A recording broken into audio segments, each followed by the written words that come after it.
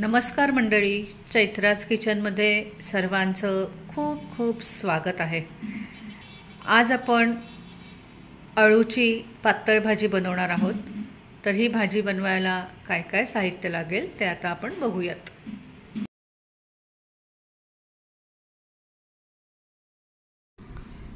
सर्वप्रथम आपण अळूची पानं चिरून घेऊया। इथे मी एक छोटी जुडी अळूची पानं घेतलेली ती साधारण 5 ते 6 पानं आहेत ही। तर ही आता बारीक छान चिरून घ्यायची आहेत।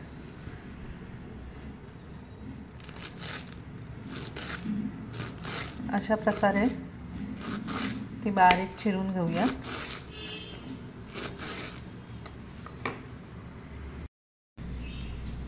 अळूची पानं चिरून झालेली आहेत।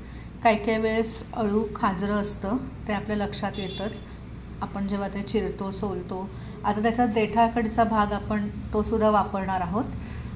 तर त्या देठाचे आधी पहिले धागे तंतू काढून घ्यायचे आणि मग ती देठ सुद्धा बारीक चिरून घ्यायची आहेत। तर आता अळूची पानं चिरून झालेली आहेत। आता आपण देठ सोलून घेऊयात। बघा, हे अळूची देठ अशी असे धागे निघतात त्याचे। तर हे असे सगळे धागे आपण काढून घ्यायचे आणि मग सगळी देठ आपल्याला चिरून घ्यायचे। तर अशा प्रकारे आपण आधी धागे काढून घेऊया आणि याच्या मग बारीक ही देठ चिरून घेऊयात। देठाची सगळी सालं काढून झालेली आहेत। आता ही देठ अशी बारीक चिरून घेऊयात। अशा प्रकारे सगळी देठ आपण चिरून घेऊयात।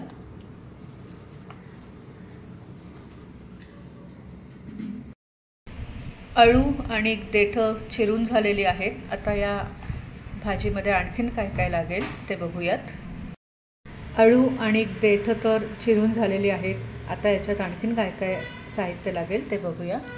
थोडासा कढीपत्ता लागेल, एक लाल सुकी मिरची लागेल, पाव चमचा मेथी दाणे लागतील, थोडा गूळ लागणार आहे आणि इथे मी पाव वाटी चणा डाळ आणि शेंगदाणे अर्धा ते पाऊण तास भिजत ठेवलेले आहेत ते लागणार आहे। आणि इथे 1 ते 1.5 टेबलस्पून मी बेसन पीठ घेतलेलं आहे। त्याच्यात पाणी घालून ते मी छान त्याची पेस्ट करून घेतलेली आहे। तसेच अर्धा चमचा आपल्याला जिरं, हिंग, हळद, मोहरी लागेल, 1 चमचा लाल तिखट लागेल आणि तिथे हे मी चिंच भिजत टाकलेली आहे। आपल्याला चिंचेचं कोळ लागणार आहे। तसेच 2 टेबलस्पून तेल लागेल। तर आता आपण हे अळूची पातळ भाजी, काही जण याला अळूचं फतफदं म्हणतात, काही जण अळूचं गरगटं म्हणतात। तर ते आता आपण बनवायला सुरुवात करूयात। कढईत मी तेल घेतलेलं आहे। त्याच्यामध्ये आता आपण मोहरी घालूया, जिरं घालूया, मेथी दाणे घालूया। मेथी दाण्याने याला छान स्वाद येतो। सुक्या मिरच्या घालूयात, हळद घालूया,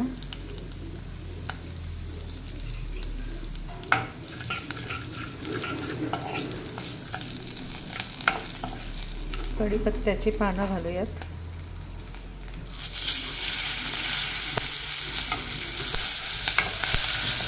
आणि आता याच्यामध्ये चिरलेलं अळू आणि देठ घालूयात। आता अळू घालूयात आणि देठ घालूया।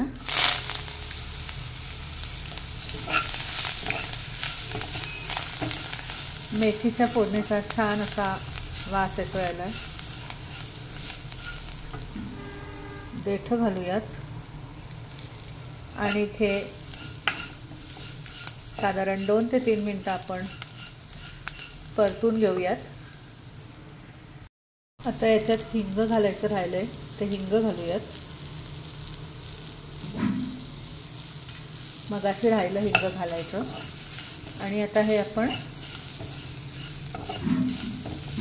परतून घेऊयात साधारण 2 ते 3 मिनिटं। थोडंसं पाणी घालूया आणि परतून घेऊयात। व्हिडिओ चालू असताना इकडचे लाईट पण गेलेले आहेत आणि खूप काळोखी आलेली आहे.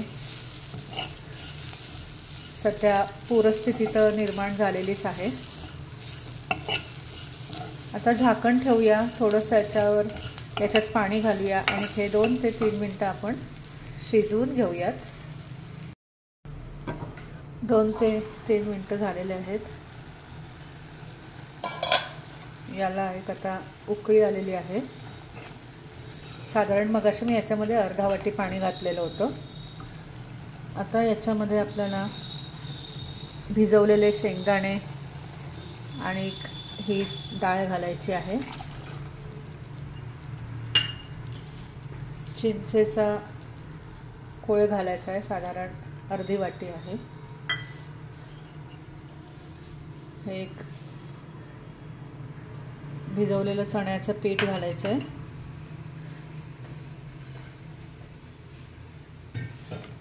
गूळ घालायचा आहे. लाल तिखट घालूयात आणि हे सगळं छान मिक्स करून घेऊया.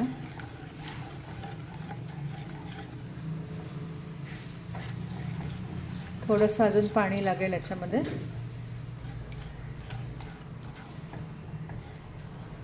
आणि याला एक उकळी आणून देऊया छोटीशी. मग याच्यामध्ये आपल्याला चवीनुसार मीठ घालायचं आहे. याला एक छोटी उकळी आलेली आहे. त्याच्यामध्ये आता चवीनुसार मीठ घालूया.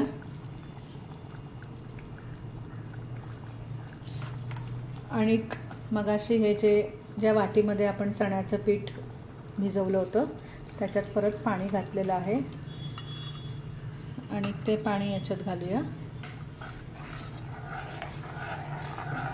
आणि झाकण ठेवून याला परत एक मोठी छान उकळी आणून देऊयात.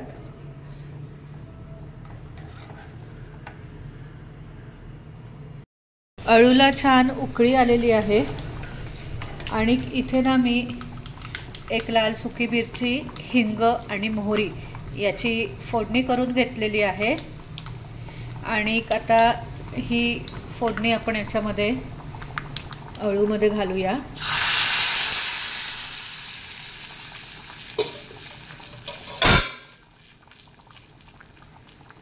आणि छान मिक्स करून घेऊया.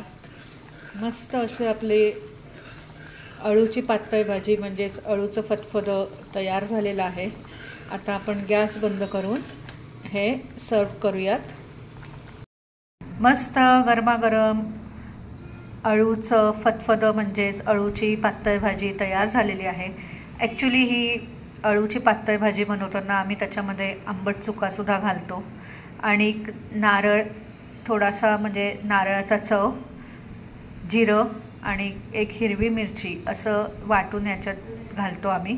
पण आज मला आंबट चुका पण मिळालेला नाही आणि नारळ नसल्यामुळे मी आज अशा प्रकारे ही पातळ भाजी बनवलेली आहे. तरी चवीला छान झालेली आहे. तर तुम्ही ही पातळ भाजी नक्की करून बघा आणि तुम्हाला आवडली का ते मला जरूर कळवा. धन्यवाद.